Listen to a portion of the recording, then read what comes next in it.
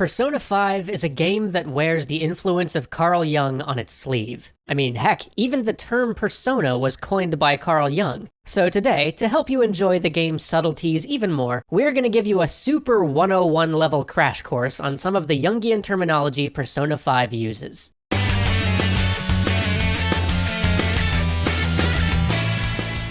Okay, so before we begin with a rapid-fire glossary, we should probably talk about what Jungian psychology is. Basically, it's the first major branch of psychology to break off from Freud. It focuses a great deal on how our unconscious mind tries to communicate with us through symbols and deep-rooted metaphors. And whether or not you buy into its psychotherapeutic value, I find it a very useful tool for analyzing literature, film, and games, or for drawing inspiration from when looking to make games more symbolic. Clearly, somebody on the Persona team feels the same way. So let's talk terms.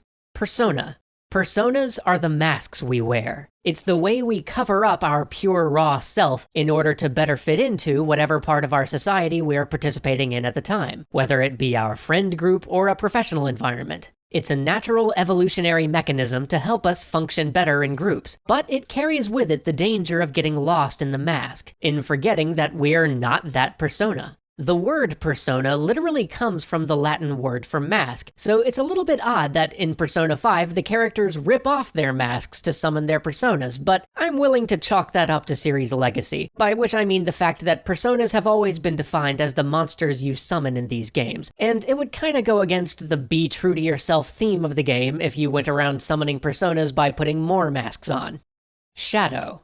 The shadow is the part of the psyche that contains everything which a person has repressed about themselves, thoughts and feelings that they might have difficulty acknowledging. If a person allows their shadow material to remain in the unconscious, not dealt with, they run the risk of becoming overwhelmed by their dark side. Persona 5 pretty much nails this one. Anima and animus. You remember that moment in Persona 5 where they vaguely mentioned that everybody has a dualistic masculine and feminine aspect to their nature? That is a reference to the Jungian concept of anima and animus. Basically, the short of it is that in Jungian psychology, everybody carries within them anima, or certain traits which are more typically dominant in women, and animus, other aspects which are more typically dominant in men. Becoming more in tune with the less dominant aspect of your nature can guide you to better understand yourself. But if you fight against it or repress it rather than letting it make you stronger, you're basically coming into conflict with yourself, which can really mess you up.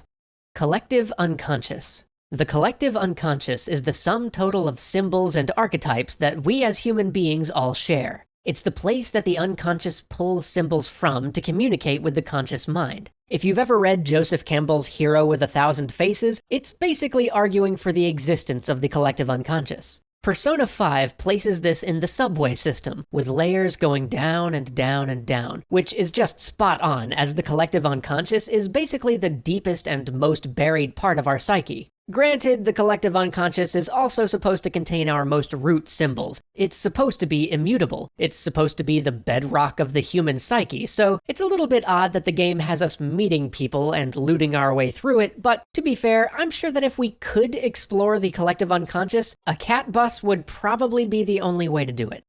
Archetype.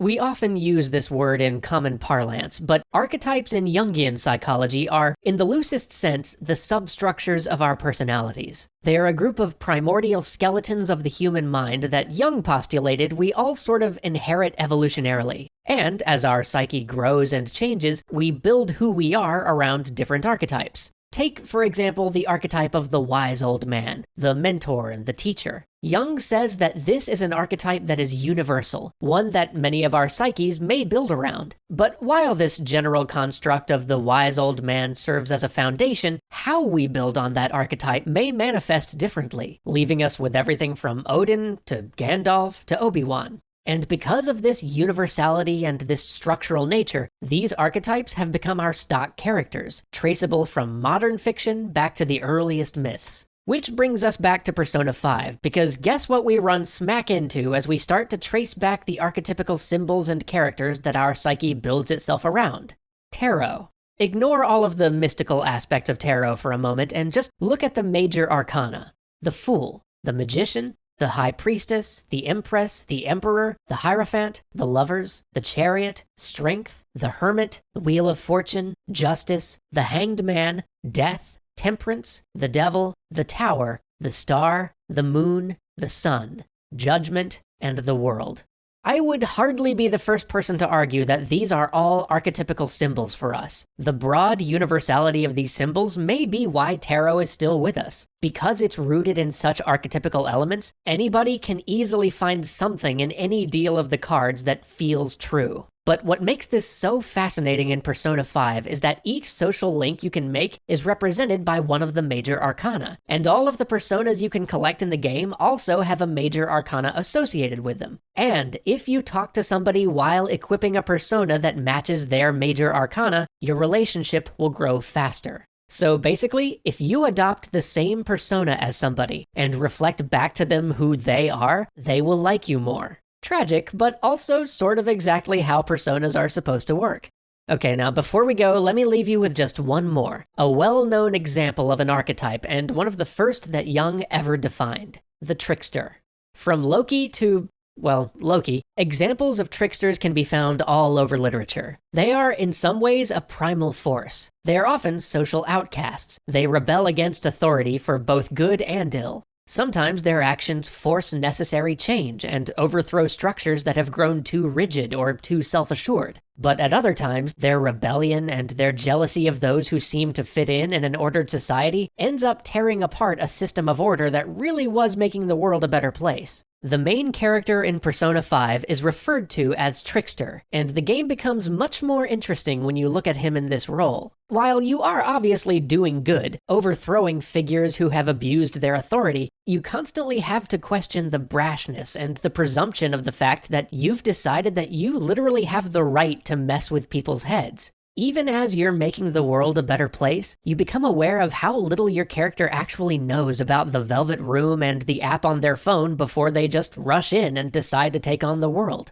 Each time you enter a new dungeon, you've got to ask yourself, what if I'm wrong this time? What if I've been duped? It puts a lot more emphasis on all of Igor's comments about your character needing to find redemption. And we will leave you with that. I hope this barrage of Jungian terms gives you something to think about, improves your playthrough, or at the very least, allows you to enjoy the little nods to Jungian psych in Persona 5. See you next week.